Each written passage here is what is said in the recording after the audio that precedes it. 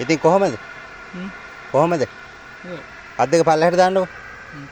වෙවුලනවනේ. මේ මොකක්ද තියෙන ලෙඩේ කිව්වේ? අමුද එක්කනේ. නෑ ලෙඩේ මොකද්ද ඔය? මට ඉස්නා දුර්වලකමක් තියෙනවා. ස්නායු දුර්වලකමක් තියෙනවා. ඔව්. ඉතින් ඒක හොඳ කරලා දෙන්නද කියන්නේ? ඔව්. ඉතින් අම්මලා තාත්තලා බේත් කරන්නේ නැද්ද? වයස කීයද? 16 නේ 25 නේ. නෑ මේ හාමුදුරු කෙනෙක් හොඳ කරලා දෙන්නම් කිව්වා. හොඳ කරලා දුන්නොත් කොල්ල කොට. ඔව්. 16 මාසෙයි. හා. හරි මම එක දැන් හාමුදුරන්ට යවනවා. ඊට පස්සේ බේත් කරලා දුන්නොත් හොඳයි ඉතින් දෙන්න. හොඳ වෙන සුපිරි කොල්ලෙන් නැද්ද? ඒකනේ. හා. කොහෙද යන්නේ?